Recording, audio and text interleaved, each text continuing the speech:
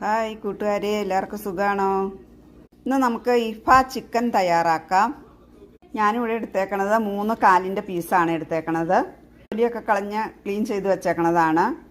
ഇതുപോലെ ഒന്ന് നല്ലോണം വരഞ്ഞെടുക്കാം. ചിക്കനിൽ പറ്റാനുള്ള തയ്യാറാക്കാം.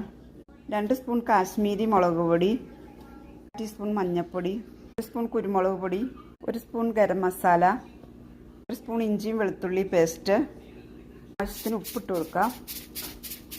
പകുതി ചെറുനാരങ്ങ നീര് പിഴിഞ്ഞത് ചേർത്ത് കൊടുക്കാം. എല്ലാം കൂടെ നന്നായിട്ട് മിക്സ് ചെയ്യാം.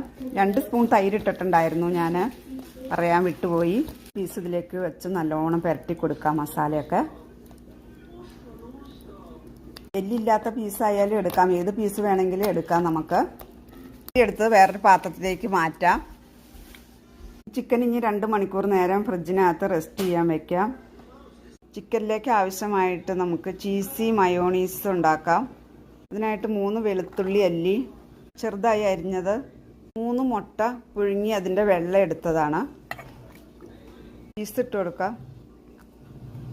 ലേശം പാൽ ഒഴിച്ചു കൊടുക്കാം. സ്പൂൺ പഞ്ചസാര ഇട്ട് കൊടുക്കാം. സ്പൂൺ ഉപ്പ്, സ്പൂൺ ഓയിൽ ഒഴിച്ചു കൊടുക്കാം. 2 സ്പൂൺ ഫ്രഷ് ക്രീം ഒഴിച്ചു കൊടുക്കാം. എല്ലാം കൂടെ നന്നായിട്ട് അരച്ചെടുക്കാം. ഞാൻ അടുപ്പത്ത് വെച്ചു, അതിലേക്ക് 2 സ്പൂൺ എണ്ണ ഒഴിച്ചു കൊടുത്തിട്ടുണ്ട്. ഇനി നമുക്ക് റെസ്റ്റ് ചെയ്യാൻ വെച്ച ചിക്കൻ ഇട്ട് കൊടുക്കാം. ഏറ്റവും തീ കുറച്ച് വെച്ച് ഒരു 40 മിനിറ്റ് നേരം മൂടി വെച്ച് വേവിക്കാം. ഇടയ്ക്ക് തിരിച്ച് മറിച്ചൊക്കെ ഒന്ന് ഇട്ട് കൊടുക്കണം. ഈ വീഡിയോ ഇഷ്ടപ്പെട്ട ഷെയർ ചെയ്യാം, കമൻറ്റ് ചെയ്യാം, ലൈക്ക് ചെയ്യുകയും ചെയ്യണേ. സബ്സ്ക്രൈബ് ചെയ്യാത്തവരൊന്ന് സബ്സ്ക്രൈബ് ചെയ്ത് സപ്പോർട്ട് ചെയ്യണേ.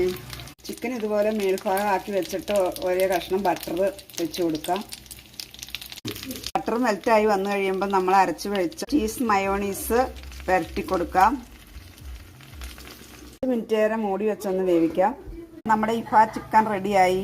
ഒരു ഭംഗിക്ക് വേണ്ടി ചേർക്കണമെന്നുള്ളൂ, നിങ്ങൾക്ക് വേണമെങ്കിൽ ചേർത്താൽ മതി. ചോറിൻ്റെ കൂടെയും ചപ്പാത്തിയുടെ കൂടെയും പൊറോട്ടയുടെ കൂടെയും എല്ലാം കഴിക്കാം.